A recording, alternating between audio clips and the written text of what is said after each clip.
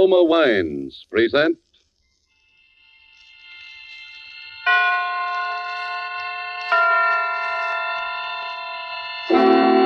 Suspense.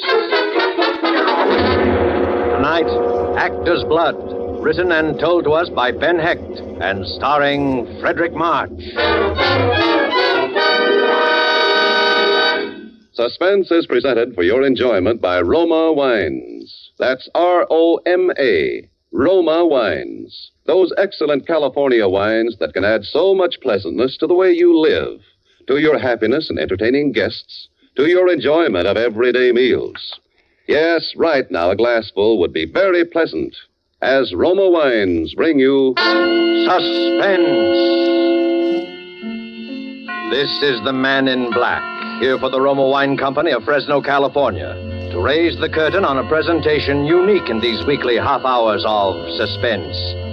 Tonight from Hollywood, Roma Wines bring you a star of the first magnitude, Mr. Frederick March. And in person, one of America's foremost tellers of tales, Mr. Ben Hecht of Broadway and Hollywood, who will appear as actor and narrator in a suspense play dealing with the mysterious death and the twisted passions and loyalties of the world behind the footlights.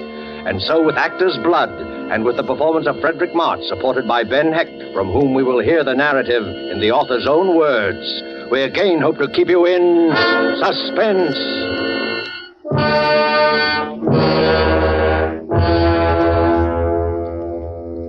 Do you remember Maurice Tilliou? Probably not. Only students of the theater or people old enough to have applauded the heyday of Mrs. Leslie Carter and John Drew and the theatrical didos of the Divine Sarah would be likely to remember. During the years I knew him, I saw him in harness but 3 times. Once in a revival, once at a benefit, and the 3rd time was the occasion of the anecdote I've set out to relate. By that time, his only claim to fame was the fact that he was the father of Marcia Tilliou. On a summer night in 1927, Marcia made a final exit worthy of the Tilliou tradition. For weeks after it happened, old Tilliou went around like the ancient mariner, holding with his baleful eye and his mournful song whoever crossed upon his path. But after a while, he too seemed to drop out of sight in the wake of his glamorous daughter, and like her was forgotten. Then late one night, as I was getting ready for bed, the bell to my apartment rang.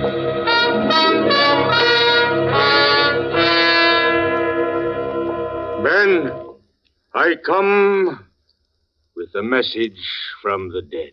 Indeed. Well, come on in and tell me about it. Ben,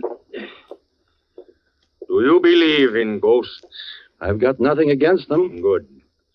I have just come from a miserable modern dress caricature of that greatest of the bard's plays, Macbeth. You will scarcely credit what these upstarts have done to Shakespeare's masterpiece. They haven't altered the text, have they? You recall the 4th scene of the 3rd act? Oh, yes. The scene in which Banquo's ghost appears. Just so. In the folio edition of the play, the stage directions clearly read, "The ghost of Banquo enters and sits in Macbeth's place." In the foul production which I have just witnessed, the ghost does no such thing. It is an empty chair to which Macbeth shrieks his guilty line, "Thou canst not say I did it. Never shake thy gory locks at me." An invisible ghost, eh? That's not so illogical. Yeah, but what drama is there in it?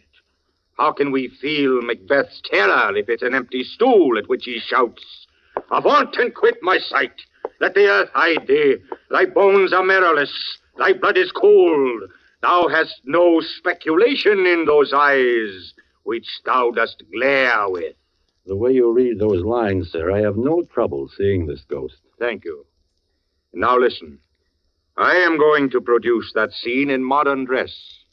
It's not going to be a namby-pamby production such as the one I witnessed tonight. I am going to give a banquet at my home, and there is going to be a place set at the table for my daughter, Marcia. Look, Maurice, I'm very fond of you. You are wondering why, aren't you, my boy? Like Hamlet, I am but mad north-northwest. The empty place at the table will be purely symbolic, I assure you. And no apparitions will appear, not to you and me, at any rate. I cannot guarantee what my daughter's murderer will see there. Marcia's murderer will be there? They will all be there. All who loved her, all who hated her. And woe to the hand that shed this costly blood. But if you know who the murderer is, why don't you tell the police? The police? My daughter, sir, would not have wanted so crude and sordid an epilogue to her life story. Like her father before her and my parents before me, she had actor's blood in her veins. She shall be avenged, my friend. But it will be no affair of handcuffs and policemen. I'll not go whining on Marcia's behalf among the cigar butts and cuspidors in some precinct station. No. Her murderer shall be unmasked at a mighty banquet. On Friday next, at 8:30. Curtain time, my friend. I'll see you there. Yes, I'll be there.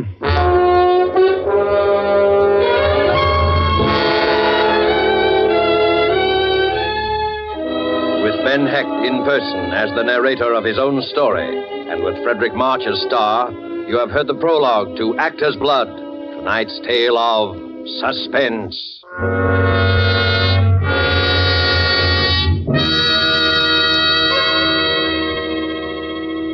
And now, in this brief intermission, let us picture a scene beneath a radiant Caribbean moon at the fashionable Hotel Nacional de Cuba in Havana. An American dinner guest has just raised his glass in a toast to Havana, its traditions, its beauty, the superb dinner, and wine. His Cuban host replies, true, the traditions, the scenery, and the food you enjoy, they are Cuban. But the wine of which you speak so highly, that is of your country. It is the famed Roma wine made in your own California. Yes, it may surprise you that California produces Roma wines of such uniformly superb quality that they are imported by many foreign countries. But millions of Americans do know and enjoy the excellence of Roma wines daily with meals and when entertaining. These millions have made Roma America's largest selling wines. They know, too, that Roma wines are amazingly inexpensive, only pennies a glass, for wines of such distinguished character. That's because here in America, you pay no high import duty, no expensive shipping charges for Roma, wines that combine age-old winemaking skill with modern testing and quality control. So ask for ROMA, Roma wines, made in California for enjoyment throughout the world. And now it is with pleasure that we bring back to our soundstage Mr. Ben Hecht, narrator and author of Actor's Blood, starring Frederick March, tonight's tale of Suspense.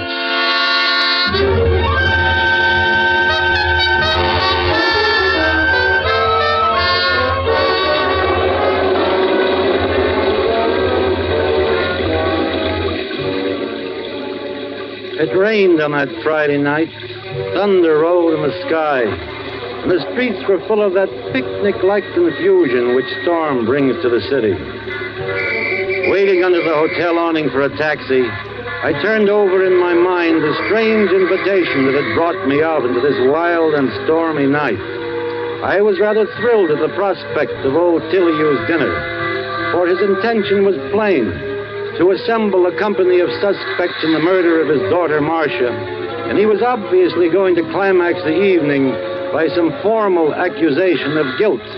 I knew pretty well who the suspects were, and I suppose I was one of them. Alfred O'Shea would be there, of course.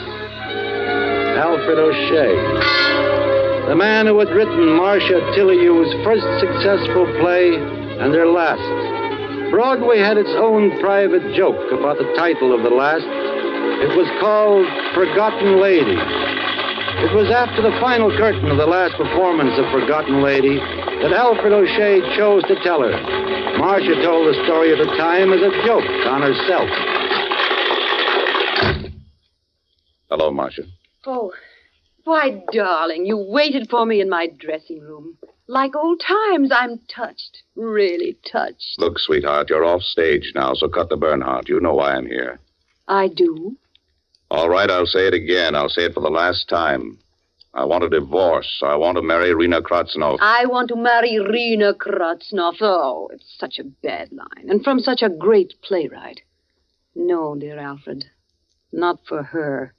It'd be too belittling a successor. Can't you see, darling, after all we've been to each other, it's like Pygmalion wanting to trade in his beautiful Galatea for a wooden Indian. And it's no dice, huh?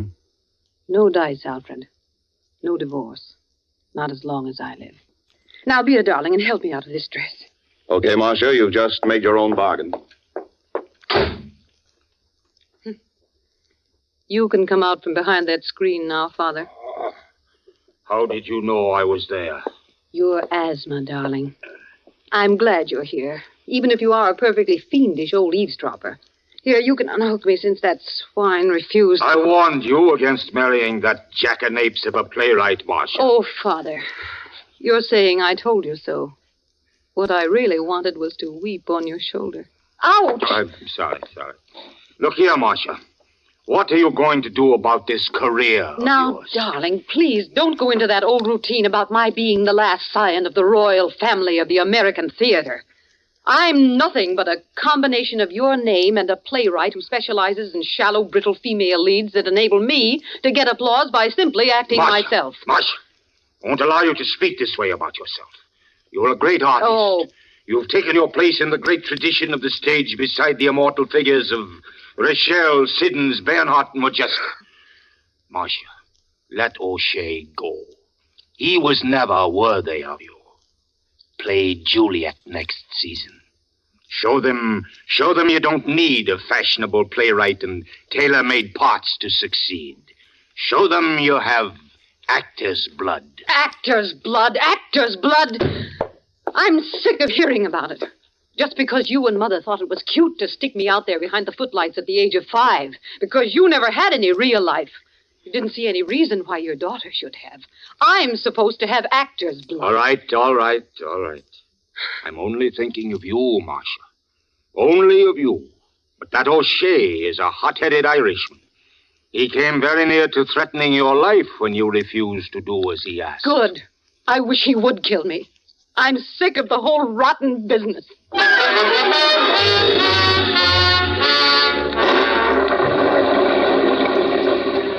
Yes, O'Shea was a suspect.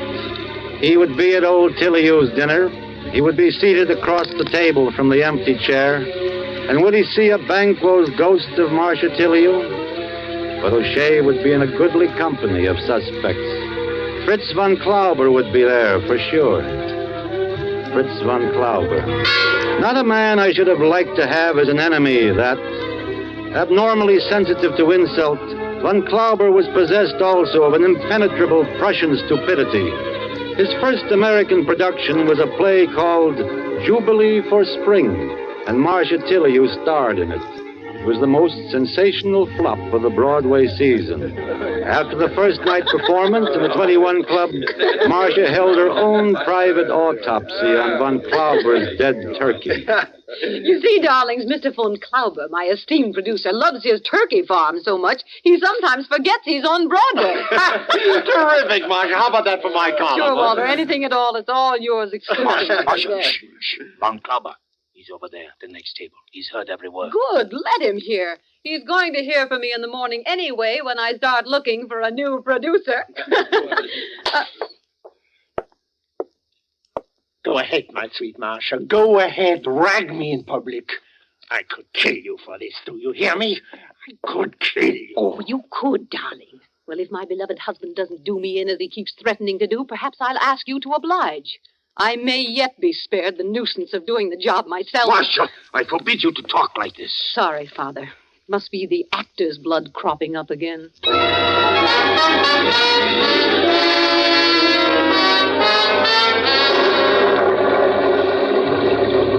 Yes, von Klauber would surely be present at Tilliou's ghostly dinner.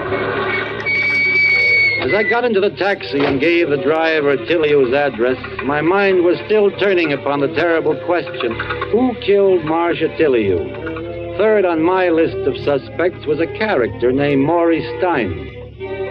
Maurice Stein. A one-time racing tout and small-time gangster, Maury turned his brilliant, if slightly frightening talents to flesh peddling. That is to say, he was a theatrical agent. Marcia did 2 shows under his management, both of them flops. It wasn't her fault. There was no belittlement of the name Tillyu. It was still an electric sign, but growing ghostly, slipping still aglow into the side streets of fame. Maury Stein was Marcia Tillyu's last substitute for love. Maury, will you stop staring at that door? Let's get out of here. Oh, relax. This is a charming room. I like it here. Look, Chick, I said let's get out of here. Understand? Perfectly. I understand that Mrs. Maury Stein may come walking in that door. Perhaps she'll put 2 and 2 together about us. That'd make you sad, wouldn't it? Because you've signed over all your unscrupulously earned money to your good wife. Oh, just in case questions should be asked, you know. And if she gets any ideas, she may cut you off without a dime. And then Shut up! You know, I've half a mind Did you hear what I said? Shut up! You ever so much as pick up your coat. We're gone. Maury, you are a worm. A despicable, slimy little worm. Sister, nobody talks to Maury Stein like that and gets away with it, see? Nobody. There was to be one more opening night in Marcia Tillyu's career. And ironically enough, the 3 men she had cause to fear most of all her enemies were doing the honors. O'Shea had written it, Von Klauber was the producer, and Maury Stein had put up the money. I arrived backstage at the Broadhurst at 8:20 to find the 3 of them in hysterics. 10 minutes to curtain time and no Marcia. I found old Tillyu sitting in her dressing room, nursing a sprained ankle and very upset. Ben, I'm worried. For the first time, I'm really worried about Marcia. What's the matter? I don't know. We've been calling her hotel since 6 o'clock. She refuses to answer the phone. Ben, go over there. You're the only one she'll listen to. No Tillyu has ever missed a performance, and Marcia, of all people, must not be the first. It's those villains out there who've done this, spreading insidious poison like Iago, tearing at her heart with their fangs until she's afraid to go on. Go, Ben, try to reason with her. Okay, Pop. I'll do my best to bring her back. I trotted the 3 blocks to Marcia's hotel. The clerk at the desk met me with a dead pan. No, Mr. Heck, Miss Tillyu hasn't come down yet. No key in her box. I took the elevator up. I turned left and walked down the corridor. I knocked on the door. No answer. Tried the knob. Door opened. And then it all added up.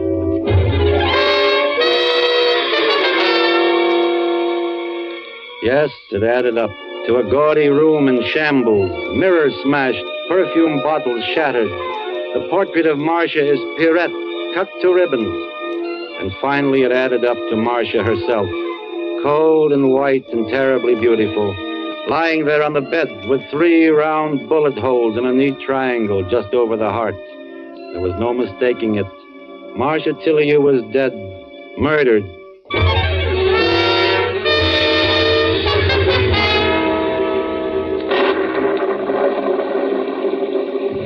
That was the sum total of the addition I was doing in my head as I rode in a taxi the 20 blocks from my hotel to old Tillio's house on West 84th Street. Maybe I added it up wrong, but I felt sure I hadn't.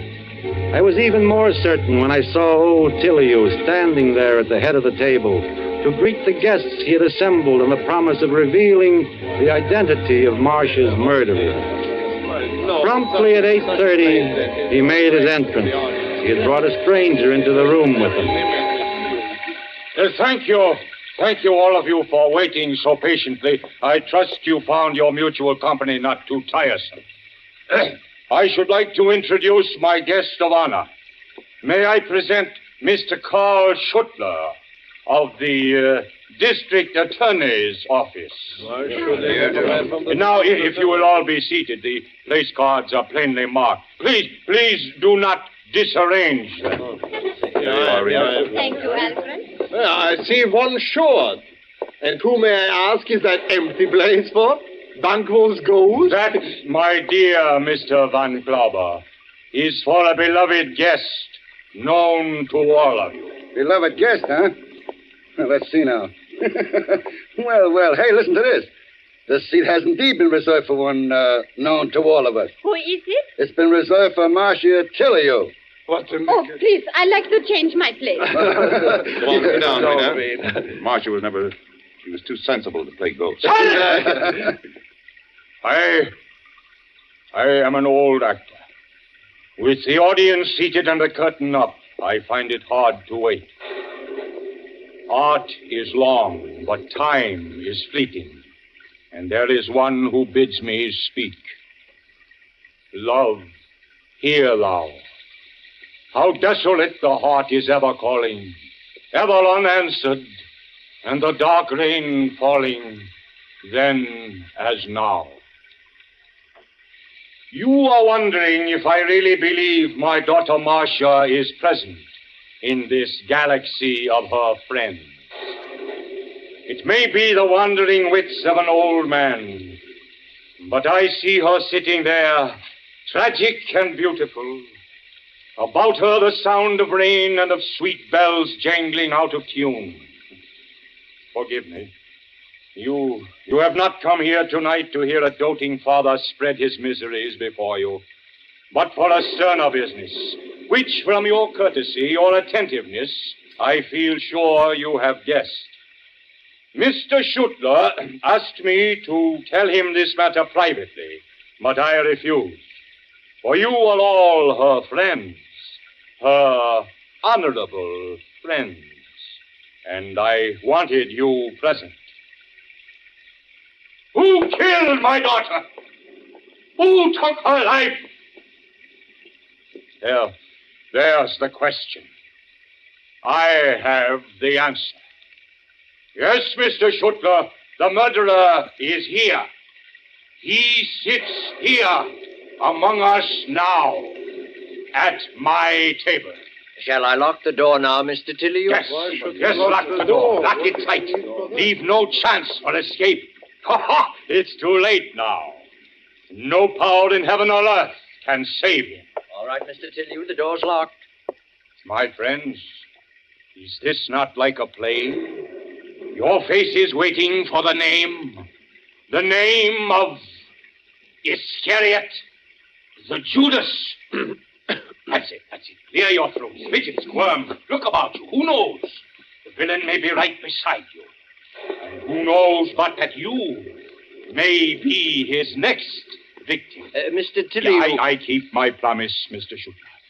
I have the proofs, all of them. Enough to send the murderer from this table to the gallows. The one who killed Marcia is looking at me now. The blood on his hands. The terror in his eyes. I'll tell you his name. His name is... Let me go! He's killing you! Everybody stay where you are! Sit down! Not that! A knife! Oh, my God! Delio! Where are you? He's killing me! He's...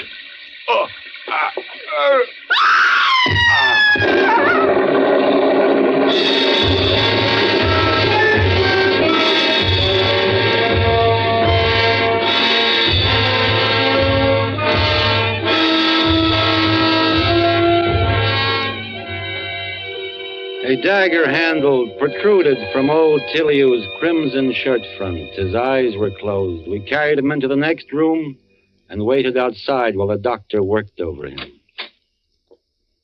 Mr. Heck? I'm Ben Heck, Doctor. Oh.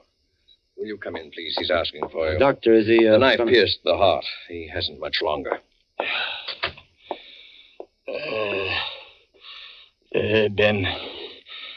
Ben, is that you, Ben? Yes, it's me. Who did it? Here, lean over so I can see your face. There, satisfied? Something fell out of my pocket. Wait. What is that? Why, it's a letter. I must have stuck it into the pocket of this suit the last time I wore it. Wait, what's in that letter, Ben? I don't know. I haven't even opened it. Oh, that's Marcia's handwriting.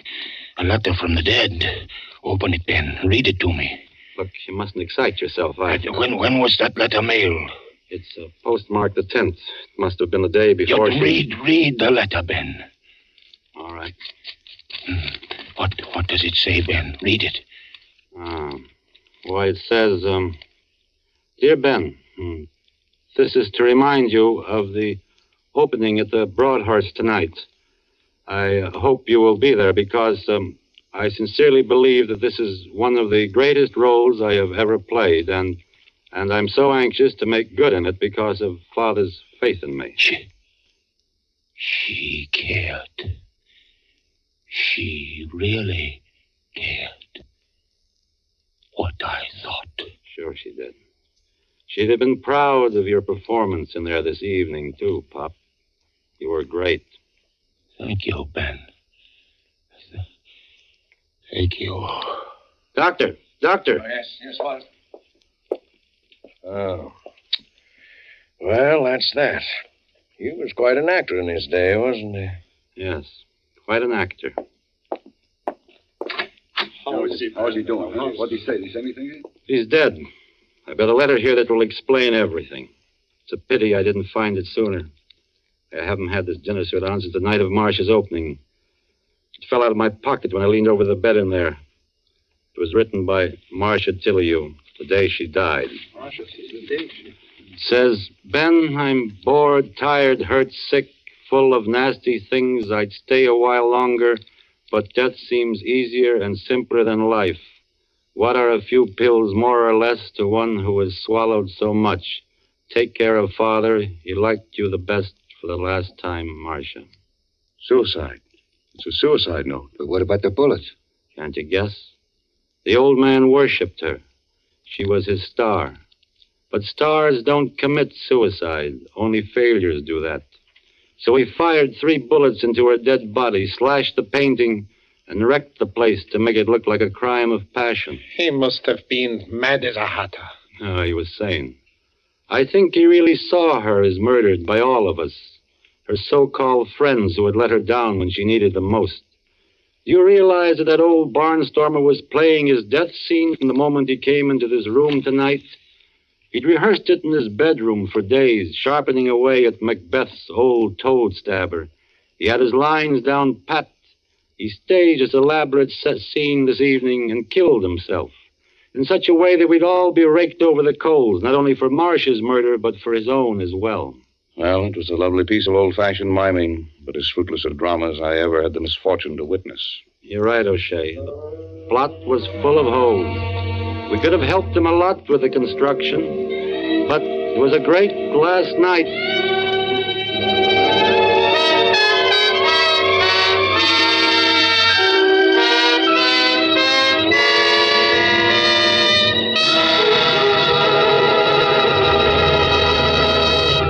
And so closes Actor's Blood, written and narrated by Ben Hecht and starring Frederick March. Tonight's study in Suspense. Suspense is produced and directed by William Spear. Have you discovered, as thousands have, how much Roma wines add to the enjoyment of your meals? How their superb flavor makes special occasion feasts out of everyday meals? Well, find out for yourself. Start off the meal with that delightful appetizer, Roma California Sherry. Then place on the table a well-chilled bottle of Roma California table wine, delicate Sauterne, hearty Burgundy, or tart, tasty claret. You'll be amazed at the tremendous difference Roma wine makes in the enjoyment of your foods. Don't overlook this easy, inexpensive way to add thrilling, extra enjoyment of everyday living. Remember, Roma wines cost only pennies a glass. Take a tip from the millions who enjoy Roma wines at meals when entertaining. Ask for R-O-M-A, Roma Wines, America's largest selling wines. Made in California for enjoyment throughout the world. Next Thursday, same time, you will hear Mr. Brian Donlevy, a star of Suspense. Presented by Roma Wines, R-O-M-A, made in California for enjoyment throughout the world. This is CB.